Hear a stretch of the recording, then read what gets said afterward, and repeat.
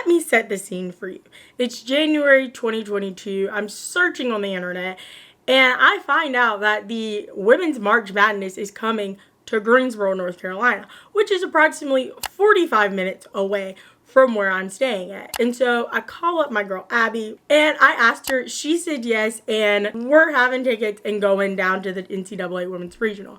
Now, I'm pretty sure you're like, this was a big expense. Actually, it really wasn't. It cost us $30 a ticket to go see all 3 games that were being held that weekend. And as we bought these tickets in January, we had no idea who was going to be in what regional, who was going to be where, who even was going to make it in the tournament. So in March, when we found out UNC women's basketball team was going to be in the Greensboro Regional, and then 2 weeks later when we found out they made it to the Sweet 16, we were flipping our booties off because we were so excited to be a part of it. So the day finally comes and we get there, and let me tell you, I've never seen so many South Carolina fans in my life. That probably has to do with the fact that I've never been to Columbus, South Carolina, which I think is where the University of South Carolina is, and or I've never been to a South Carolina women's basketball game, because they are known for having multiple sellout games, not only this season, but over the span that Dawn Staley has been there, and having one of the strongest college basketball fan bases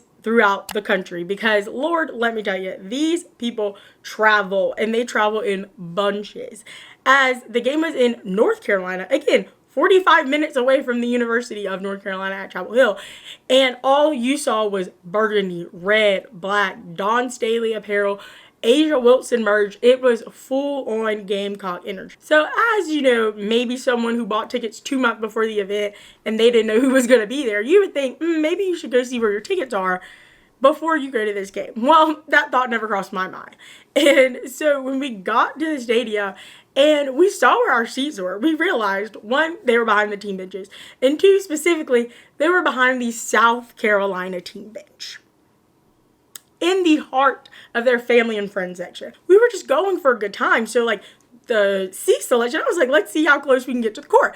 Didn't really care where they were because we were like, hey, who knows who's going to be here. Being in their fan section, we learned a whole lot about the South Carolina basketball program. And the best part about, honestly, the South Carolina University, but more importantly, their women's basketball team, is Cocky, their mascot. Yes, their mascot is named Cocky, which we could have a whole 10-15 minute conversation about that. Honestly, one of the most entertaining mascots I've seen in a very long time. Cocky definitely takes a cake in that category, but he was the best part. Their cheerleaders were very bland. It was only garlic powder, no salt, no pepper, no onion powder, no nothing.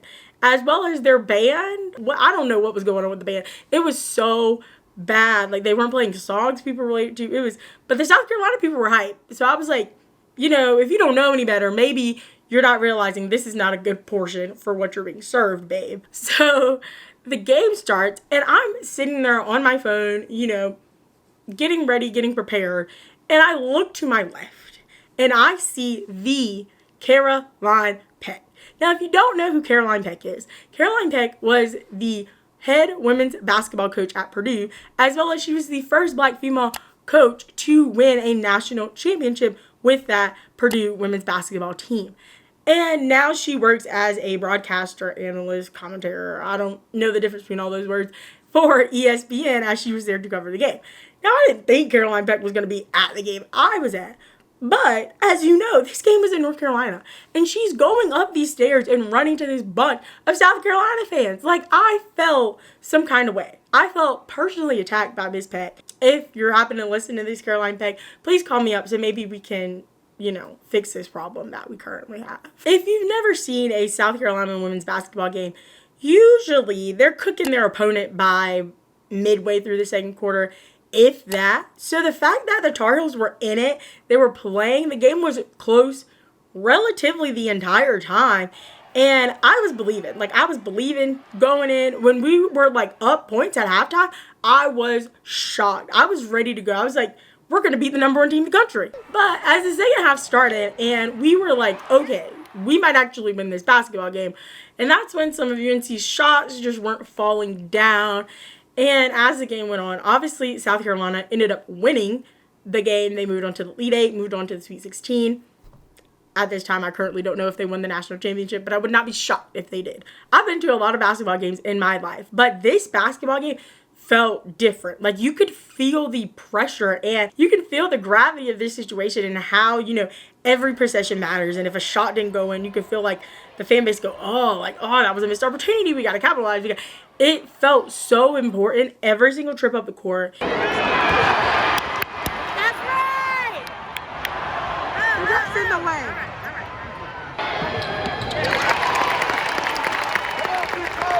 I just never knew that much you could feel just from being in the room, like not even playing on the court, but just being in the room. Now, obviously, it probably meant a lot because, you know, we were actually there actively cheering for UNC to win, and maybe if UNC didn't make it, we might not have felt that. But again, I went to so many basketball games that UNC has won and UNC has lost, but it just didn't feel like that. Like, that March Madness, yes, is magical. Anything can happen. But also, like, this could be the last basketball game that some of these women might play for the rest of their life. So you could feel them fighting to want to play one more time with their team and want to advance in that tournament. And I just feel like that's a feeling everyone needs to be able to feel. As not only a player, obviously, you got to work to get there, but also as a basketball fan, may it be a men's game or a women's game, go to a first round game, second round game, Sweet 16, that situation. I'm not telling you to go to the Final Four because that's going to be like $300, and I don't know your bank account. South Carolina women's basketball team, they deserve to win that basketball game at the end of the day. As much as that breaks my heart, they deserve to win that basketball game so much. And as we were so sad, we took up our tears and we drove back to Chapel Hill and ended up going to Sub Dogs and watching the men win their Sweet 16 game against UCLA in the dramatic fashion as it was, and make their way to the Final Four as well.